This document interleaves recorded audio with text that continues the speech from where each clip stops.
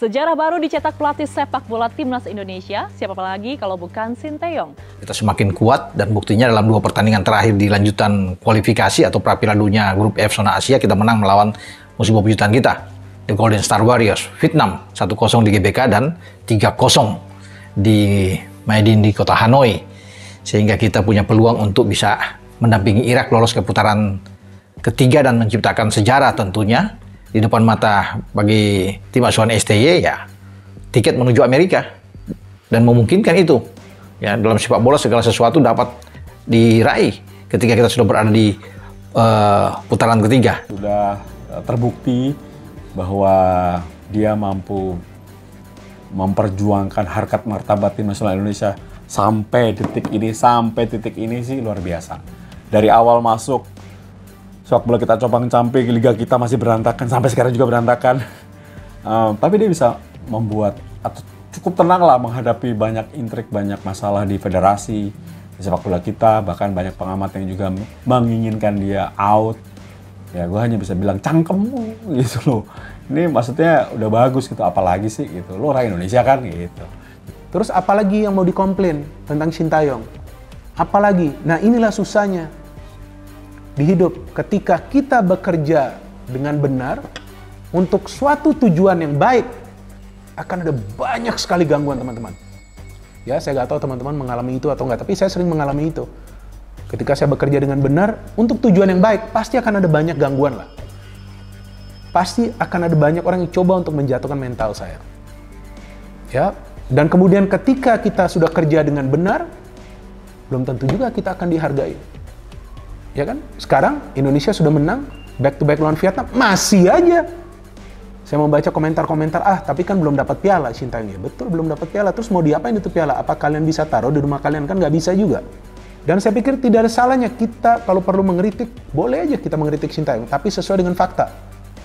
Jangan sampai kerja kita hanya mengkritik. Karena gue bencinya coach, ketika misalkan nih mereka juga dalam persiapan yang nggak ideal, di AFF nggak juara, ujungnya tuh keluar lagi suara, mana lo kemarin? Biarin aja. Mimpinya udah gini-gini, di AFF aja nggak bisa juara ya, juga. Biarin gitu. aja. Emang kita peduli sama haters-hatersnya enggak lah. Nggak peduli juga. Nggak peduli. Lu mau hate itu hak lu untuk nge-hate. Bener, itu hak lu. Ya, kita punya hak untuk tidur nyenyak dan nggak peduli dengan omongan lu.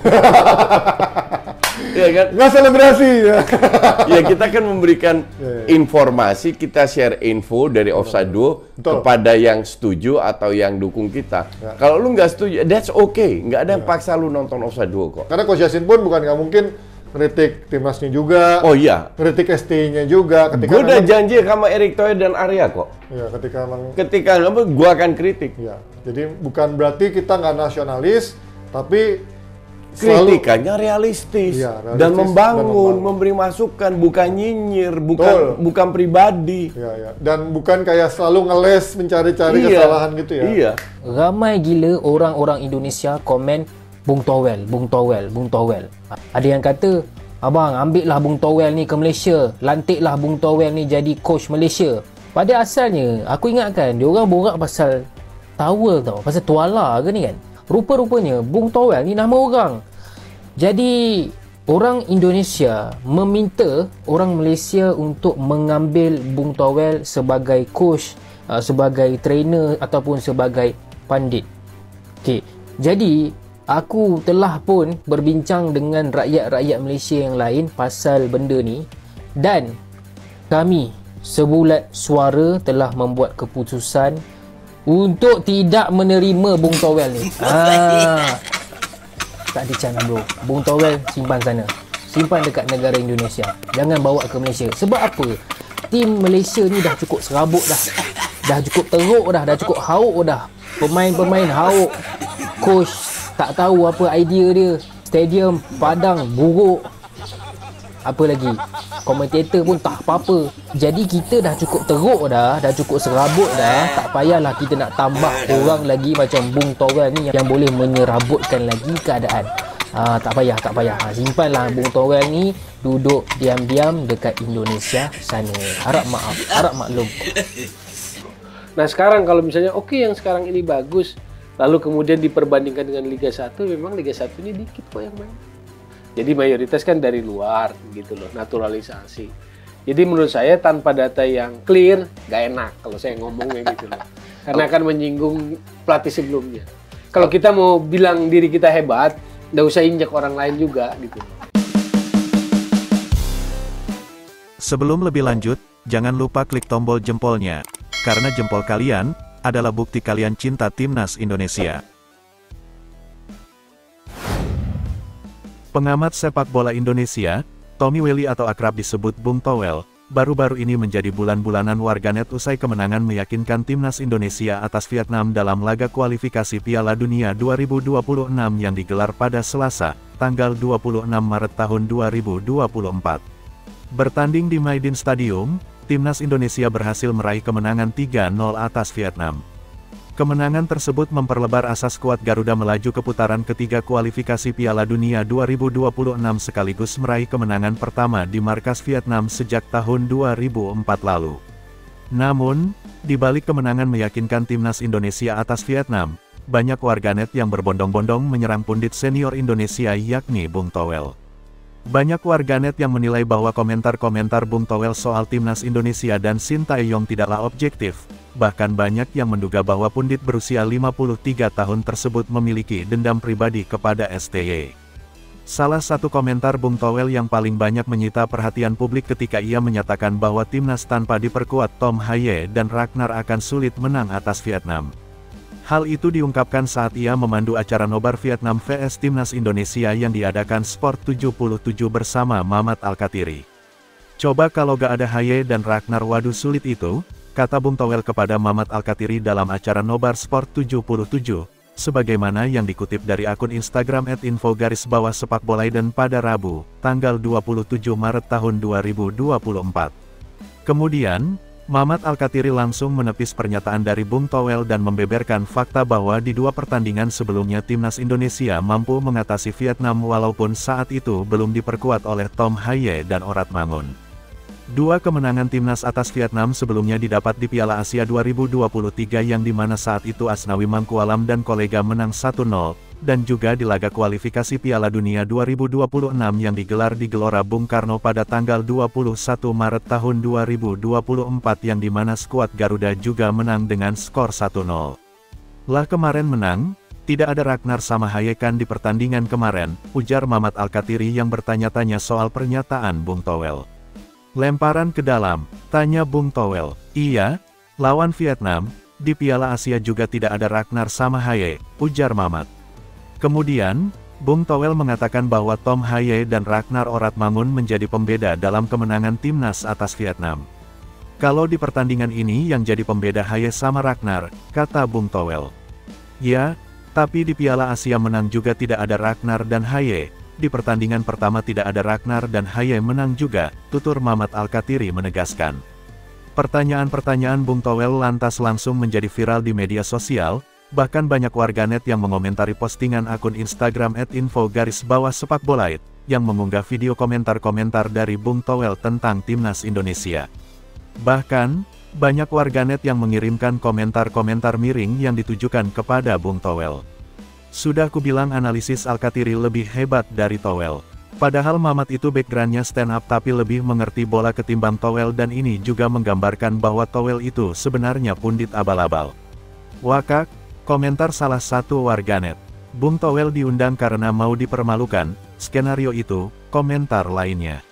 Udah tahu orang aneh malah dikasih panggung dan dimintai komen, ya pasti nyeleneh dah omongannya si handuk ini, komentar salah satu akun. Manusia dengki susah mau dikasih fakta sebanyak-banyaknya, ya alasan Bung Towel 8 kaum pembangkang ya akan selamanya jadi pembangkang, stop kasih panggung sama JGN dibuat atau muat segala sesuatu tentang manusia ini. Nanti juga hilang sendiri, komentar salah satu pengguna Instagram. Pelatih Filipina, berani ancam Timnas Indonesia asuhan Sintayong. Pelatih Filipina, Tom Sainfin memberikan ancaman kepada Timnas Indonesia. Nasib Filipina sendiri berada di ujung tanduk pada kualifikasi Piala Dunia 2026 zona Asia. The Ascals julukan Timnas Filipina duduk di posisi terbawah pada klasemen grup F karena baru mengumpulkan 1 poin dari 4 pertandingan. Meski terkesan berat, pelatih Filipina Tom Sainfin tetap optimistis anak asuhnya bisa melaju ke babak ketiga. Sanitvin pun menargetkan kemenangan pada 2 laga tersisa di grup F, yakni saat bertandang ke markas Vietnam dan Indonesia. Jika skenario itu terjadi, Filipina akan mendapat 7 poin. Jumlah itu sama dengan Indonesia dengan catatan skuad Garuda kalah dari Irak. Kami bisa mendapat 7 poin. Jika itu terjadi, kami harus mengalahkan Indonesia di kandang mereka. Sepengetahuan saya, head-to-head dilihat terlebih dahulu sebelum selisih gol, ucap Saintvin dilansir On Sports. Jika Filipina mampu mengalahkan Indonesia maka mereka unggul head-to-head karena pada pertemuan sebelumnya kedua tim bermain imbang di Manila. Jika kami mengalahkan Indonesia, dan mereka imbang di sini, 1-1 kami akan unggul head-to-head dari mereka. Selama masih ada harapan, kami masih hidup, tutup pelatih asal Belgia tersebut. Media Malaysia puji timnas Indonesia. Gila dan tak ada kompromi.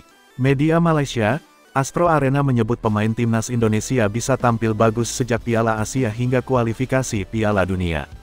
Timnas Indonesia menyapu bersih 2 laga kualifikasi Piala Dunia 2026 zona Asia sesi Maret dengan kemenangan. Skuad Garuda menang 1-0 dan 3-0 atas Vietnam.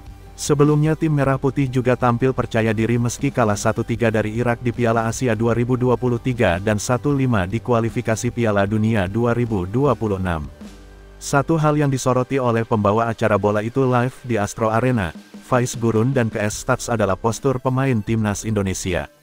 KS Stats menyampaikan pujian kepada performa timnas Indonesia dengan rata-rata tinggi badan yang kerap kalah dari negara-negara lain. Kemenangan meyakinkan lawan Vietnam jadi buktinya. Posisi yang semakin ke depan mereka main dengan Marcelino, Rafael Struijk dan lain-lain. Permainan mereka membuat saya bilang, oh, Tuhan, gaya permainan mereka gila. Dan tiba-tiba mereka lawan Vietnam, tidak ada kompromi, ucapnya. Kedua pembawa acara juga menyampaikan pujian soal penampilan timnas Indonesia yang tetap berani meskipun menghadapi lawan dengan level di atas.